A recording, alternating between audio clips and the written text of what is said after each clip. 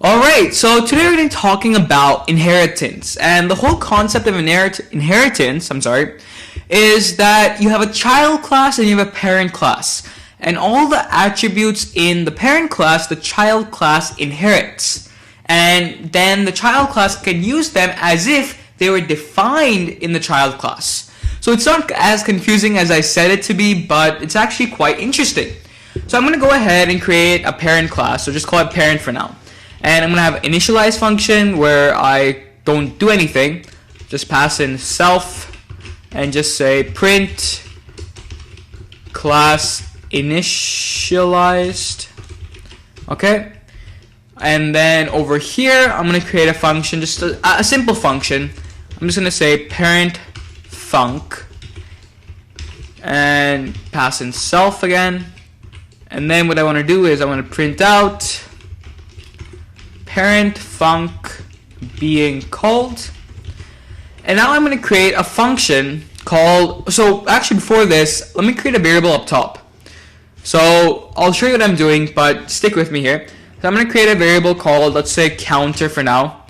And I'm going to set this equal to 10.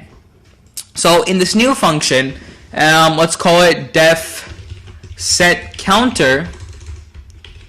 Okay. In my def set counter, I'm passing in two parameters, self and counter.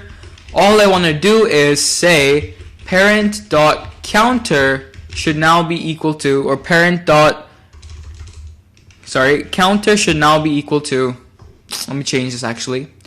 So our set counter function, two parameters, self and the new number, whichever the new counter is. So I'm going to call this num, and we want to update our counter variable to become the new num that we've passed in.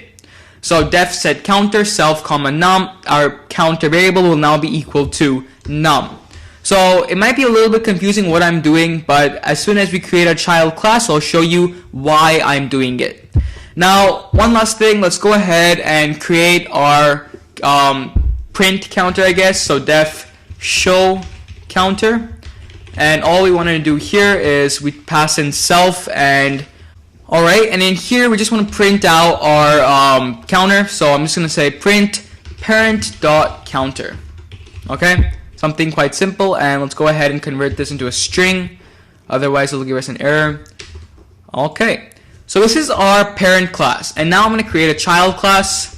All this child class is going to have is two very simple statements, def init self, and all this will call is, it's going to say print child class being initialized. And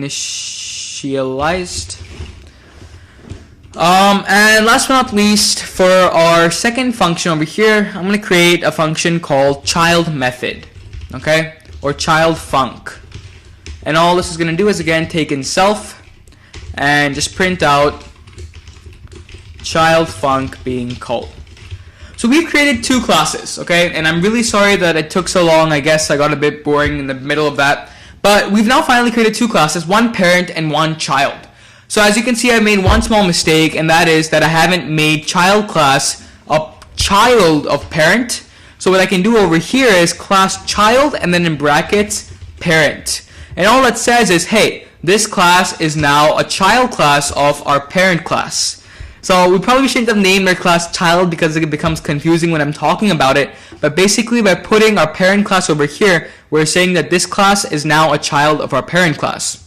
So let's go ahead and create an instance of our child class. I'm going to call mine C, I guess. So C is equal to child and child class being initialized. Awesome. Now let's take a look at the functions we can call. So if I say c.childfunc, what happens? Child attribute has no, okay, that's because I spelled it with an H, my bad.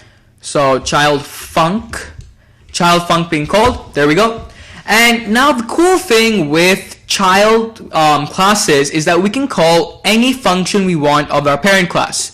So let's go ahead and call the parent func, for example. c.parentfunc. What happens? Parent func being called. So what we can do is, using our child class, we can get any attribute, any function from our parent class and use it in our function. For example, if I call c.counter, I get 10. Because what we're doing is we're calling any variable, any function that exists in our parent class in our child class. Now let's go ahead and call our setCounter function.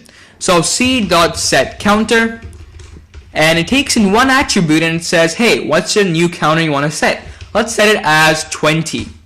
And now what I can do is if I say c dot, what was our show counter, I believe? Yes, show counter, I get 20. So what we've done is we have modified the values in our child class or in our parent class via our child class.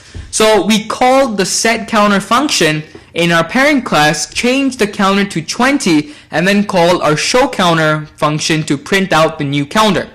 So this is the whole, or a very basic example of child and parent class, where the child class inherits the attributes, it inherits the functions of the parent class, and then what you can do is call these functions, call these variables wherever you want in your child class. So very interesting, I guess. Play around with it. You can go ahead, create multiple child classes, multiple subclasses of a main class. For example, if you want your child class to be a child of parent and parent 2, you can do that by just putting a comma over here. Anyways, I'm not going to go into too much detail about inheritance. This is just a simple, a very brief introduction on how things work. Now, in the next lecture, I want to show you one last thing, which is overriding methods. So right now, we've learned that you can call functions, call attributes of your parent class, but what if you have two of the same functions, one in child, one in parent? How do we make it so that the child function does something different? Alright, that's it for this lecture, and I hope to see you in the next lecture. Bye. Alright, so I guess I'll see you in the next lecture.